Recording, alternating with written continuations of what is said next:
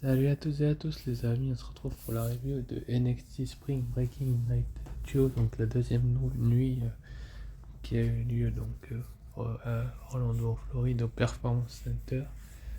Donc pour débuter le show, on a une petite promo du champion de la NXT, Trek Williams, qui a dit qu'on est entré dans la date era. Il a garanti qu'il va continuer de briser des records et faire l'histoire dans cette nouvelle ère. C'est à ce moment-là que Lash Legend de Métaphore va l'interrompre et dire que c'est fabuleux depuis la semaine dernière que Williams soit le nouveau champion, etc. Franchement, j'ai trouvé cette promo assez intéressante entre Trick Williams et Lash Legend, même si je pense que Lash Legend, ce qu'elle contient dans son enveloppe, n'est pas hyper une bonne chose pour Trick Williams, mais j'ai l'impression quand même que la WWE c'est très bien ce qu'elle fait avec Trick Williams qui vient de récupérer le titre des mains d'Ilya Dragunov, qui a été drafté du côté droit lors du draft. Donc c'était quand même assez intéressant de la part de la WWE de faire une petite promo de Trick Williams dans cette deuxième nuit, donc le nouveau champion, pour lancer la WAP Date Era comme il le dit si bien. Et c'est un point positif. Donc le premier match de la soirée était pour le titre nord-américain, donc de champion d'Amérique du Nord. Donc c'était Oba Femi, le champion, contre Ivar.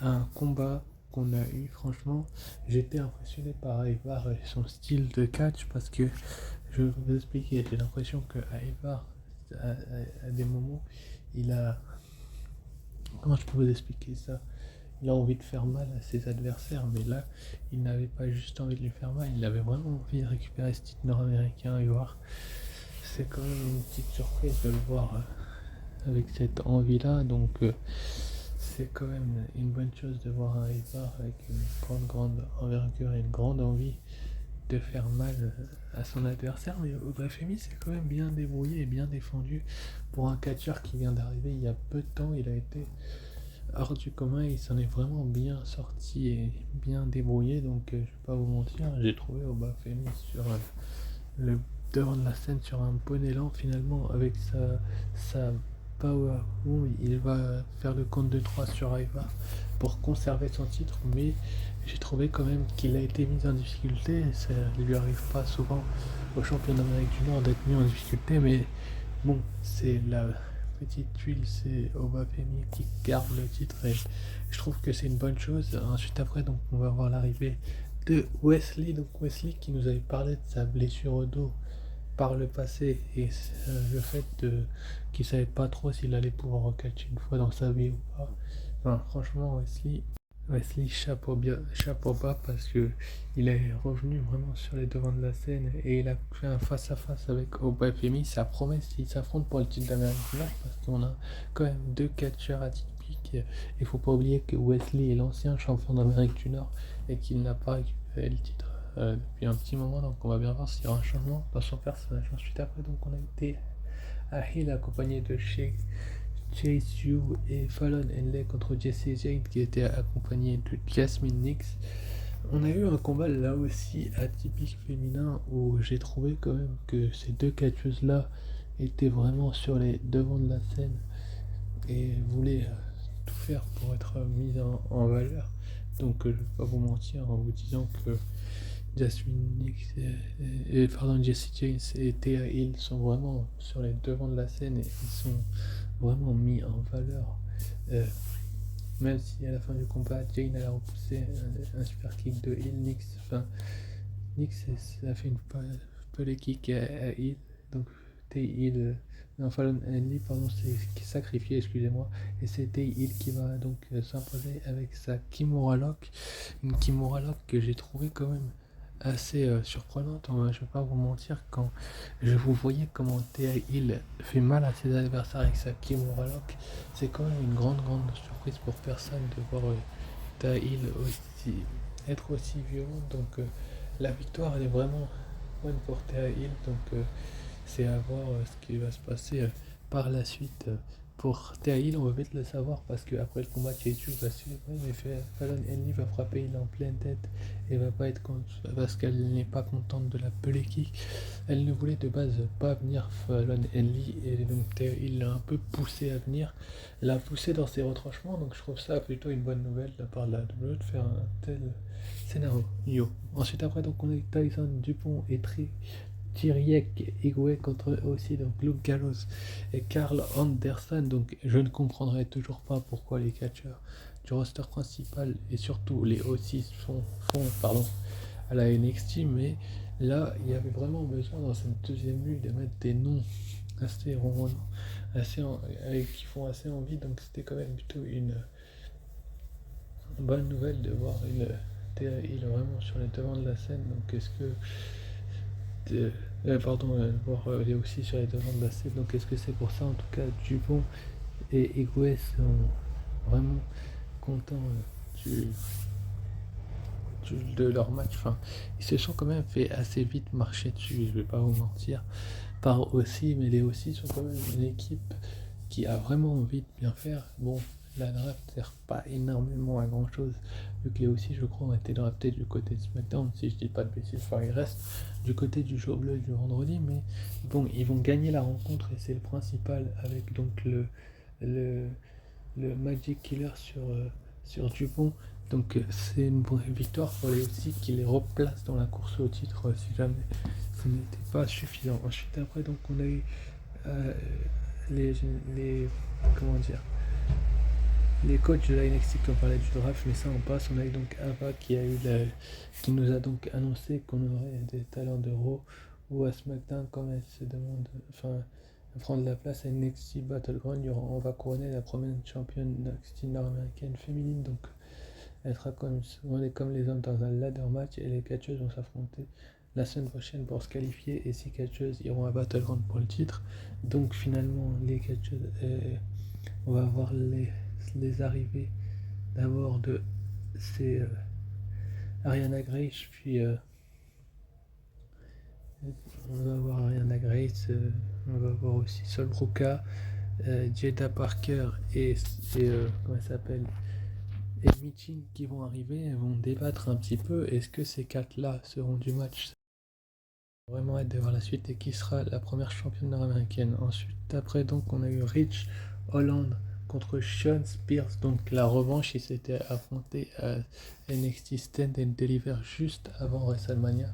Rich Holland, Sean Spears, un combat que la WWE a vite compris.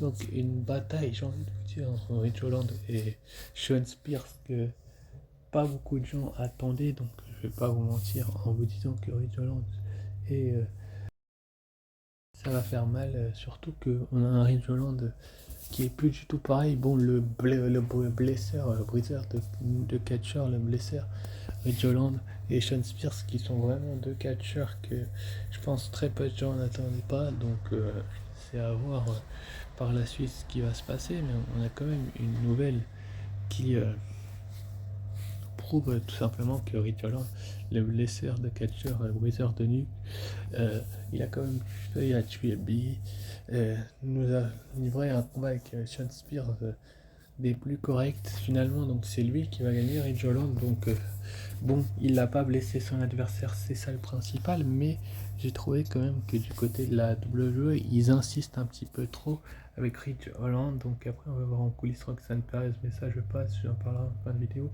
Donc ça aussi je passe, je parlerai en fin de vidéo, c'est pareil.